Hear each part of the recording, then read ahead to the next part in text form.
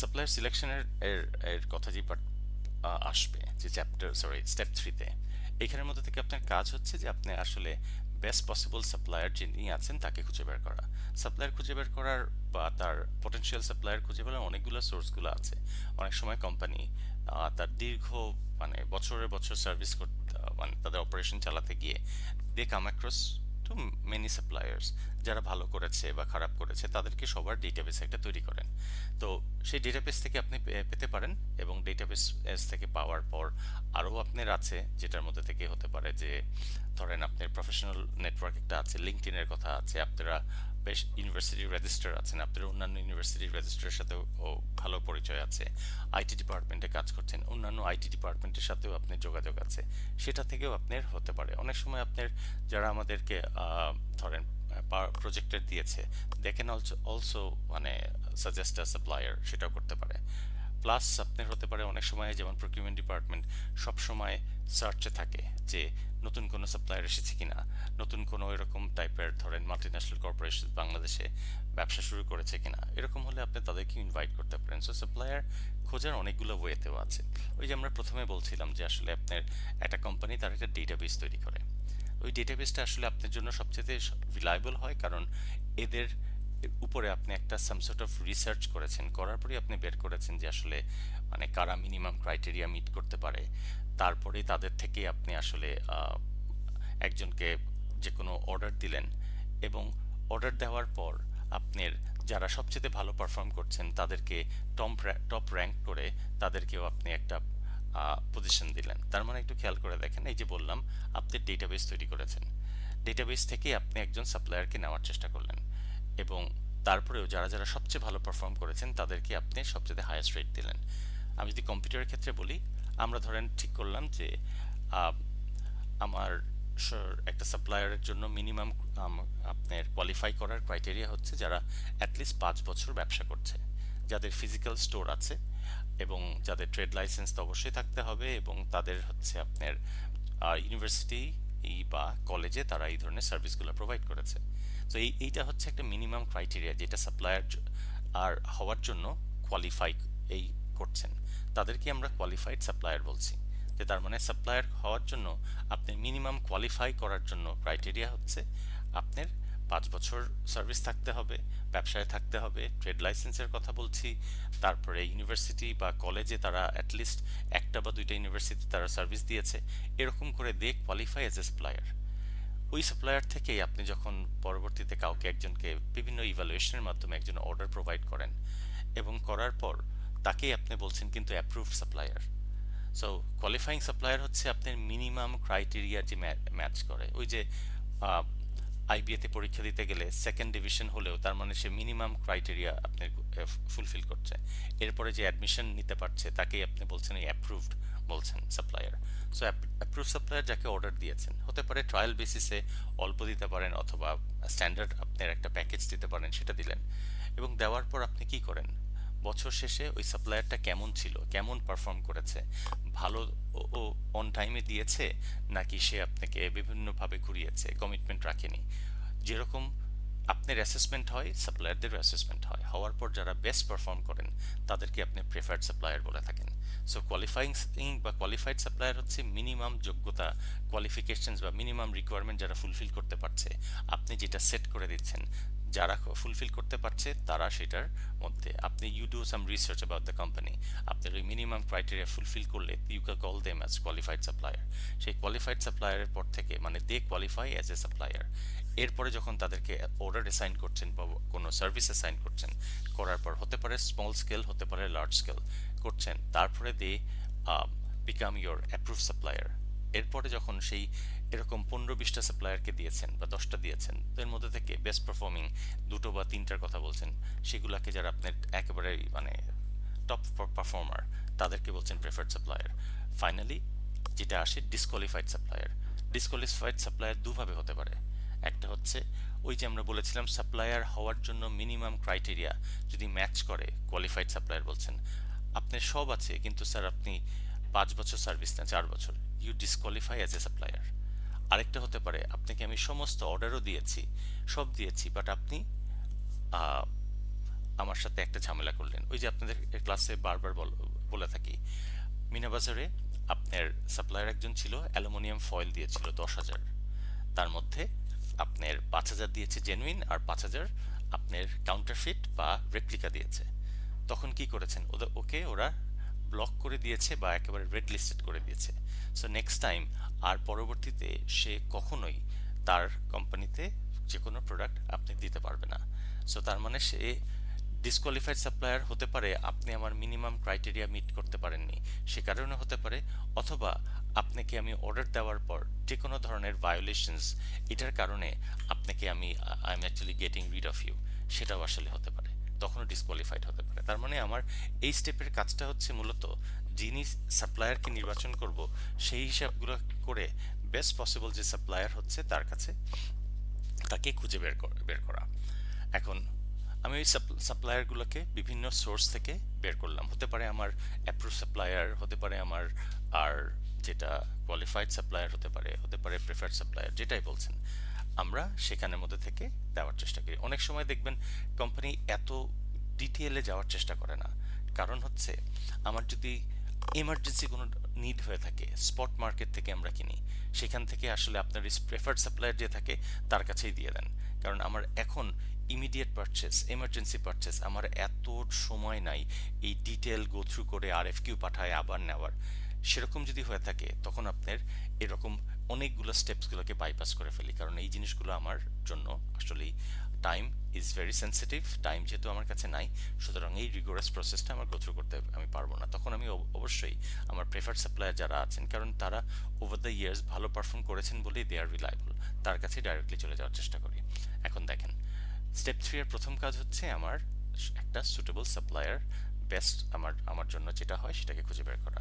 Supplier ইনফরমেশনগুলোকে আমি various sources থেকে আমি পেতে পারি, যেটা অলরেডি উই হ্যাভ ডিসকাসড। এখন যেই পার্টটাতে আসবে, এখন কি করবেন, সাপ্লায়ার খুঁজে পেয়েছেন, এখন কাজ হবে আমরা এখানে সাপ্লায়ার শর্টলিস্টেড কথা যেটা বলছি, টেক জোনের কথা বলছেন, 1 2 3 4 চারটা বা তিনটার কথাই বলছেন। এখন তাদের কাছে কি করবেন, আমাদের কোয়েশ্চেনে একটা ছিল, মনে করে দেখবেন, আমাদের যদি স্পেসিফিকেশনের ব্যাপারে যদি আমরা খুবই আনশিওর হয়ে থাকি, কোনো ইনফরমেশন আমার কাছে নাই, I have very little idea, always আমার আর দুটো অপশন আছে। আমি আইদার একটা ক্রস ফাংশনাল টিম ফর্ম করব, যেখানে এক্সপার্টের কাছ থেকে ইনপুটস নিতে পারবো, যেটা আমাদের আইটি ডিপার্টমেন্ট ছিল। আইটি ডিপার্টমেন্ট না থাকলে আমার হয়তো আপনার আহ, বাইরের কাউকে, ঢাকা ইউনিভার্সিটি বা অন্য কারো কাছ থেকে নিতে হবে। আমি যদি সেইটা অ্যাভয়েড করতে চাই, তাহলে হয়তো আমার এই কম্পিউটার ল্যাব যেটা আমি করতে পারবো, যেখানের মধ্যে এসপিএসএস কাজ করবে, যেখানে আপনার অন্যান্য আরও অ্যাডব বা ধরেন এই ধরনের সফটওয়্যার কাজ করবে, এইগুলোর জন্য আমি তখন এরকম ল্যাব যেটা চাচ্ছি সেই অনুযায়ী আমি আমার সাপ্লায়ারের কাছে একটা আরএফপি পাঠাবো। সো আরএফপি পাঠালে তারা আমাকে ধরেন সেটার একটা ডিটেল ইনফরমেশন প্রোভাইড করবে। বেসড অন দ্যাট আমরা পরবর্তীতে আমাদের টপ লেভেল ম্যানেজমেন্টের সাথে কথা বলবো, বলে এটাকে ঠিক করব। সো আপনার যদি একটা ইন্টারনাল কোনো এক্সপার্ট থাকে, অথবা বাইরের কোনো এক্সপার্ট থেকে আপনি যদি সেই আইডিয়াটা নিতে পারেন, তাহলে আপনার এই টোটাল প্রকিউরমেন্টের কাজকর্মগুলো বা লেন্থ বা সময়টা একটু কম লাগে। না হলে বারবার আপনার আরএফপি পাঠাবেন, তার কাছ থেকে সে আপনাকে পাঠাবে, তো ওই লেন্থটা বা ওই ডিউরেশনটা বেড়ে যায়। সো তার মানে আমার আরএফকিউটা আমি তখনই পাঠাই যখন আমার স্পেসিফিকেশন সম্পর্কে I am very much sure. আমি নির্দিষ্ট যখন থাকে তখনই আমি আরএফকিউ পাঠাচ্ছি। সো আরএফকিউতে কি করছেন, যে পূর্বের স্টেপগুলো থেকে আপনি বের করেছেন, আপনি যে রিকোয়েস্ট ফর আপনার আপনার পারচেস রিকোয়েস্টের মধ্যে যে আপনি দিয়েছেন কি দরকার, কখন দরকার, কতগুলো দরকার, আর এই সকল জিনিসপত্রগুলো আপনাকে মেনশন করছেন। এইখানের মধ্যে থেকেই আপনাকে আহ, একটু যদি খেয়াল করি, আমাদের একটা টপিকও ছিল আরএফকিউ এর মধ্যে থেকে আসলে কি কি ডকুমেন্টসগুলো, কি কি পয়েন্টসগুলো আপনার দেওয়া লাগে, আমরা সেটাও একটু দেখব। এখন এখানে আপনার এই স্টেপে সাপ্লায়ার যখন শর্টলিস্ট করলেন বা যাদেরকে আপনি যাদের কাছে পাঠাবেন বলে ঠিক করলেন, তাদের কাছে আপনি আরএফকিউ বেসিক্যালি একটা ইস্যু করে তাদেরকে ইমেল করবেন সেই সাপ্লায়ারদেরকে, অথবা হোয়াটসঅ্যাপ করবেন। এখন চায়নাতে অনেক ক্ষেত্রে এই হোয়াটসঅ্যাপে সমস্ত যেই কাজগুলো আসলে হয়ে থাকে। আপনার বিভিন্ন সাপ্লায়ার্সগুলো আছেন, তারা দেখলাম, আমি ওই পুরান ঢাকাতে গিয়েছিলাম, একটা যে কোনো মানে ইলেকট্রিক একটা কোম্পানির এখান থেকে, ওরা ওদের সাপ্লায়ারের কাছ থেকে এভরিথিং মোস্টলি আসলে হোয়াটসঅ্যাপেই তাদের কথাবার্তা বলেন, যা যা টেক্সট বলেন সেগুলোই আপনার হচ্ছিল। তো আপনার এখন আরএফকিউ ইস্যুটা করতে হবে ইন ফেভার আর একজন, মানে it's an open call to all the suppliers, যে আমার এই জিনিসটা দরকার যেটা পূর্বের স্টেপ থেকে বের করেছেন, এবং করার পর তার কাছ থেকে আপনি একটা ডিটেল প্রাইস বা সে কি কি অফার করবে সেগুলো আপনার মেনশন করছেন। এই জায়গাতে আমি যদি একটু বলে নেই, যেমন আমাদের এই কোয়েশ্চেনটা ছিল হচ্ছে, একটু দেখার চেষ্টা করছি, আর সরি, আরএফকিউ এর ব্যাপারটার হোয়াট আর দ্য, হ্যাঁ এটা, if I am not wrong, this is the one we are talking about. আচ্ছা, এইখানের মধ্যে থেকে দেখবেন আরএফকিউ এর মধ্যে থেকে যে কি কি আপনার কম্পোনেন্টস বা এলিমেন্টস আরএফকিউ এর মধ্যে থেকে আছেন। আরএফকিউ এর মেইন পয়েন্টসগুলো, সার্টেনলি ডেট তো আপনি অবশ্যই দিবেন আপনার, আর নিজের আর ট্র্যাক করার জন্য আপনার যেই আরএফকিউ এর একটা সিরিয়াল নাম্বার দিয়েছেন সেটা অবশ্যই দিবেন, নাহলে কোনটা কোনটার আরএফকিউ সেটা তো খুঁজে পাবেন না। ওটা আপনি আপনার নিজের মতো বসাবেন, প্রতিটা কোম্পানির একটা সিরিয়াল নাম্বার অনুযায়ী সেটা বসে যাবে। তার মানে ইউনিভার্সিটির আপনার আর আপনার যে বায়ার তার একটা লেটার হেডের মধ্যে দিচ্ছেন, তারপরে আরএফকিউ এর কথা বলছেন এবং আপনার সিরিয়াল নাম্বার বলেছেন, কবে ইস্যু করেছেন, তারপরে কিসের জন্য একটা সাবজেক্ট দিয়ে করছেন। মেইন পয়েন্টে আমরা আসি। এখানের মধ্যে থেকে আরএফকিউটা দিয়েছেন হচ্ছে একটা প্রোডাক্টের জন্য, তার মানে প্রোডাক্টের স্পেসিফিকেশন সুনির্দিষ্টভাবে আপনাকে দিতে হচ্ছে। এখন আমার যদি প্রোডাক্ট না হয়ে আমার যদি সার্ভিস হতো, সেই ক্ষেত্রের মধ্যে থেকেও আপনার ইন ডিটেলস আপনার দেওয়া লাগতো। অনেক ক্ষেত্রে দেখবেন আপনার, আমরা যদি এখানে আরেকটা দেখার, এখানের মধ্যে থেকেও একটা ইন্ডিপেন্ডেন্ট ইউনিভার্সিটির আছে আইইউবির, ওদের মধ্যে থেকেও আপনার দরকার একটা ফার্নিচার বা চেয়ার, ওরা কিন্তু ছবিও দিয়ে দিয়েছে। সো আপনার অনেক ক্ষেত্রে এখানের ছবিটাকেও অ্যাটাচ করে দেয় ফর বেটার আন্ডারস্ট্যান্ডিং। তো কম্পিউটার যেহেতু স্ট্যান্ডার্ড প্রোডাক্ট, সেটার জন্য আসলে ছবির আমার প্রয়োজন পড়ে না। যদি কোনো কাস্টমাইজ বা কোনো ডিজাইনের পার্টটা থাকে, সেইখানে আপনার ইমেজটা অ্যাটাচ করে দিবেন সো দ্যাট তারা বেটার আপনাকে আন্ডারস্ট্যান্ডিং আপনার আসে। তো অনেক ক্ষেত্রে আরও করে, যদি কমপ্লেক্স আরও প্রোডাক্ট হয় তখন কিন্তু আপনাদের, মানে এটা ধরেন দিয়েছে কবে, আমি যদি বলি ডেটটাকে দেখি, 22 তারিখে অক্টোবর করেছে, সাবমিশনের ডেট দিয়েছি ধরেন নভেম্বরের 1 তারিখে। আমরা এটা দেওয়ার পর আমরা দেখা যাচ্ছে 23 তারিখ বা 24 তারিখ এরকম মধ্যবর্তী একটা দিনে আপনাদেরকে আমরা, মানে যে ওপেন টাইপের থাকে, এখানে এসে আপনি কথা বলতে পারেন, আপনার কোনো কোয়েরিজ থাকলে আপনি ফিজিক্যাল ভিজিটও করতে পারেন, সার্টেনলি উইথ প্রায়র অ্যাপয়েন্টমেন্ট। আমাদেরও ক্ষেত্রে যখন এরকম বিট ইডও করা হয়, আমাদের ক্যাফেটেরিয়ার ক্ষেত্রে যখন হয়েছিল, তাদেরকে ফিজিক্যাল ইন্সপেকশন তারা করেছিল, যে টোটাল সার্ভিসের ক্ষেত্রে কি কি করতে হবে, এই করতে হবে। একবারও হতে পারে, যত জটিল কাজ হবে তারা মাল্টিপল টাইমসে আসবে। এখন coming back to the main point, আরএফকিউ এর মধ্যে থেকে কি থাকছে। আরএফকিউ এর মধ্যে থেকে প্রথমে থাকছে হচ্ছে আপনার কি কি দরকার, সেটাকে আপনি স্পেসিফাই করছেন, ক্লিয়ারলি ডিসক্রাইব করছেন, যেটা এখানে অলরেডি করা আছে, কতগুলো পিসেস লাগবে, কবে লাগবে, এবং এইখানের মধ্যে থেকে ডেলিভারি রিকোয়ারমেন্টটা দেখেন, প্রথমে বলেছেন কি দরকার, কতগুলো পিস দরকার সেটা বলেছেন, ডেলিভারি রিকোয়ারমেন্ট আসলে কোথায় দিতে হবে এবং তারা কিভাবে দিতে হবে সেই জিনিসটাকে বলা হয়েছে। এরপরে আসবে পেমেন্ট রিলেটেডের ব্যাপার, এবং এইখানের মধ্যে থেকে আপনার পেমেন্টের ব্যাপারগুলোতে দেওয়া আছে যে কোন মাধ্যমে আপনার 50% অ্যাডভান্স করছে, বাকি 50% কিভাবে দিচ্ছেন, পুরো টোটাল ইন্সপেকশন করে টোরে। তার মানে পেমেন্ট রিলেটেডটা থাকবে, কখন কিভাবে টাকা পাবেন সেই জিনিসগুলোকেও আপনার মানে সুস্পষ্টভাবে মেনশন করতে হয়।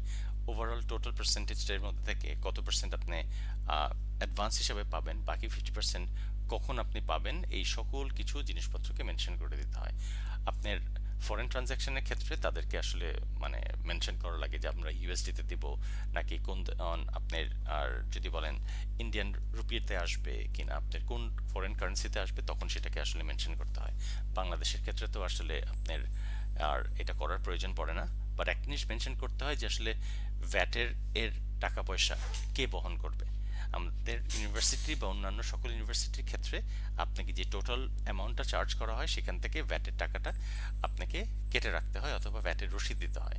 এইটাকে আসলে মেনশন করবেন যে এই যেই টাকাটা আপনাকে মানে ওরা আপনাকে ধরেন রেফার করবে বা ওরা আপনাকে দিবে, ধরেন 30,000 টাকা পার পিসি, এর মধ্যে থেকে আসলে ভিএটির কোনো টাকা পয়সা এর মধ্যে ইনক্লুডেড আছে কি না আছে, এগুলোকে মেনশন করে দিতে হয়। তার মানে কি লাগবে, কখন লাগবে, কোথায় সেটাকে স্পেসিফাই করছেন, এবং পেমেন্টটাও কিভাবে আপনি দিচ্ছেন, কত percent full payment, half payment সবগুলোকে দিচ্ছেন, কত তারিখের মধ্যে থেকে আপনাকে আসলে জমা দিতে হবে সেটাকে আপনি বলছেন, এবং সাবমিট করতে হবে, এবং সাবমিট করতে হবে সাবমিটের ফর্মটা কি, সে কি ইমেল করতে পারবেন নাকি হার্ড কপি করতে পারবেন, সিল এনভেলাপের অ্যাড্রেস সব দিয়ে দিচ্ছেন, এবং অ্যাট দ্য সেম টাইম সাপ্লায়ারকে আপনি কোন কোন এরিয়াতে আপনি চার্জ করবেন সেটাও আপনি এখানে মেনশন করে দিচ্ছেন। এইটা একটু দেখেন, এই ইভ্যালুয়েশন ক্রাইটেরিয়া আপনার জাস্ট রিপোর্টের এর এক্সিকিউটিভ সামারির মতো আসেন, সেটা আসলে আহ, বের করেন অনেক পরে, কিন্তু এটা আপনার আসে রিপোর্টে সবার আগে। সেমভাবে আরএফকিউতে আপনি এটাকে মেনশন করছেন, বাট এটার ব্যবহার হবে কিন্তু আরও পরে। এটা আপনার আগেই ক্লিয়ারলি মেনশন করতে হয় যে আপনি কতটুক আসলে মানে কোন কোন এরিয়া দিয়ে আপনি একটা সাপ্লায়ারকে ইভালুয়েট করবেন, তাহলে সে সেই ধরনের জিনিসগুলো তার আরএফকিউ এর রিপ্লাইয়ে সে স্পেসিফিকভাবে মেনশন করবে। আদারওয়াইজ আপনার খুঁজে খুঁজে বের করতে হলে আপনার জন্য একটু ডিফিকাল্ট হয়ে যাবে। তো ওইটাই আমরা আপনাকে আগে থেকে এই কষ্টটা বেসিক্যালি করতে হয়। যারা প্রজেক্ট ম্যানেজমেন্ট করেছেন, প্রজেক্ট চার্টারে দেখবেন আপনাকে কি কি ধরনের প্রজেক্টের রিস্ক আছেন সেগুলোকে মেনশন করে দিতে হয়। ওই রিস্কটা তো আপনার অ্যানালাইসিস করবেন অনেক পরে, বাট এটা আপনার প্রথমেই দিতে হয়। সেমভাবেও সাপ্লায়ারকে কোন কোন বেসিসে আপনি তাকে জাজ করবেন সেই জিনিসগুলোকে আপনি এখানে মেনশন করে দিচ্ছেন। এবং ফাইনালি আপনাকে কারো যদি কোনো কনফিউশন থাকে, এই যে আপনাকে বলছিলাম ধরেন স্ট্যান্ডার্ড প্রোডাক্টের ক্ষেত্রে খুব একটা বেশি ঝামেলা হয় না, কাস্টমাইজ প্রোডাক্টের ক্ষেত্রে যখন অনেক ডিটেল কাজের দরকার সেই ক্ষেত্রে আমাদের ইউল্যাব থেকে একজন পয়েন্ট অফ কন্ট্যাক্ট আপনি দিয়ে দেন, তাকে আপনি এই ইমেলে যোগাযোগ করবেন, কারণ তার সাথেই যোগাযোগ করেই আপনি যে অ্যাপয়েন্টমেন্টটা নেবেন ফিজিক্যাল ভিজিটের, ওইটা আপনি ঠিক করেন। তার আমি যদি এখন শর্ট করে বলি, একটা আরএফকিউ এর মেইন ডকুমেন্ট থাকে যে, বা মেইন পয়েন্টসগুলো থাকে আইটেমের ডেসক্রিপশন, ক্লিয়ারলি ডিটেল করে বলতে হয় কবে লাগবে, কোথায় দিতে হবে, কিভাবে আপনাকে পৌঁছে দিবে, ওরা কি আপনাকে শুধুমাত্র কম্পিউটারটা আপনাকে দিয়ে যাবে নাকি কম্পিউটারের আপনাকে পুরোটা ইনস্টল করে দিতে হবে, টাকার লেনদেন কিভাবে করবেন, সেটা কি আপনাকে ইনস্টলমেন্টে, ডাউন পেমেন্ট হলে আপনাকে ফুল ফুল একবারে কখন পেমেন্ট করবে নাকি আপনাকে পার্শিয়াল পেমেন্ট করবে, ইভেন আপনার কোন মাধ্যমে, এটা কি পে অর্ডারের মাধ্যমে টাকা দিবে নাকি আপনাকে ব্যাংক ট্রান্সফার করে দিবে সেটাও বলতে হবে। এবং আরএফকিউ কিভাবে সাবমিট করবেন সেটাও আপনি থাকবেন, কোন কিভাবে মানে হচ্ছে আপনার ইমেলে করবেন নাকি ফিজিক্যালি আপনি করার, এই মাল্টিপল অপশনসগুলো আপনাকে বলে দেবে। এবং কোন কোন দিক থেকে একটা সাপ্লায়ারকে আসলে চার্জ করা হবে সেই পার্টটাকেও আপনাকে মেনশন করবেন। এবং যদি কোনো ফার্দার কোনো কনফিউশন থাকে, কোনো ফার্দার ডিটেল মোর ইনফরমেশন যদি ইফ ইউ রিকোয়ার, দেন কার সাথে যোগাযোগ করবেন এই পার্টটাও আপনাকে এখানে মেনশন করে দিতে হচ্ছে। এইভাবে দিয়ে আপনি আপনার আরএফকিউ যেটা আছেন সেই আরএফকিউটা আপনি পাঠিয়ে দিচ্ছেন, আপনার সাপ্লায়ারের কাছে চলে যাচ্ছে। তো এই জায়গাতেই আপনার সাপ্লায়ার কাছে পাঠিয়ে দেন, এখানের মধ্যে থেকেও একটু বেশ কিছুদিন সময় লেগে যায়, কারণ তারা আপনার জন্য একটু মানে কাজকর্ম করে টোরে একটু কাস্টমাইজ ভাবে আপনাকে দিয়ে দেয়। এবং আপনি যেহেতু একটা ডেট দিয়ে দিয়েছেন নভেম্বরের 1 তারিখের মধ্যে আপনাকে আরএফকিউ সাবমিট করতে হবে, এবং সাবমিটের মাধ্যমটাও বলে দিয়েছেন যে সিলড এনভেলপে হতে হবে অথবা ইমেল করে দিলেই হবে, তারা আপনাকে সেইভাবে আসলে ইমেলটা আপনাকে দিয়ে দিবে। এখন আপনার 1 তারিখের যেই রিসিভ করছেন, 1 তারিখে আপনি সিল এনভেলপ খুলছেন অথবা ইমেল খুলছেন, সো কোটেশন রিসিভ করার পর ওপেন করবেন, সাপ্লাই নির্বাচন করবেন, এবং এর মধ্যে থেকেই একটু দেখবেন যে সবগুলি থেকে অনেকগুলোকে দেখার চেষ্টা করব, আইটি ডিপার্টমেন্টও দেখবে যে আসলে মানে আমার যে সকল সাপ্লায়াররা আমাকে ইয়ে করেছে, পাঠিয়েছে, তার মধ্যে থেকে আসলে কারা কি কোয়ালিফাই করে কি করে না, ওই জিনিসগুলোকে দেখার চেষ্টা করবেন। কারণ অনেক সময় দেখা যাচ্ছে যে আপনার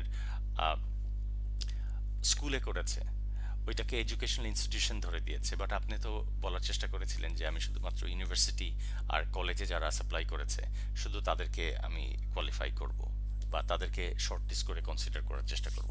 তো এরকম করে আপনি দেখলেন আপনার আসলে 5 জন বা 6 জন সাপ্লায়ার হতে পারে, 7 জনও হতে পারে, ইন এন কেস নাম্বারটা বাড়তেও পারে, সেসব সাপ্লায়ারগুলোকে আপনি আহ, তাদের মধ্যে থেকে শর্টলিস্ট করেছেন, তাদেরকেই আসলে ডিটেল ইভ্যালুয়েশন পরে করবেন, যেটার মধ্যে থেকে আমাদের ম্যাথমেটিক্যাল একটা মডেল আছে যেটা আমরা করেছিলাম, সেটাই আসলে ব্যবহার করেই আমাদের কে আমাদের জন্য সুটেবল সাপ্লায়ার হবে সেটাকে বের করার চেষ্টা করব।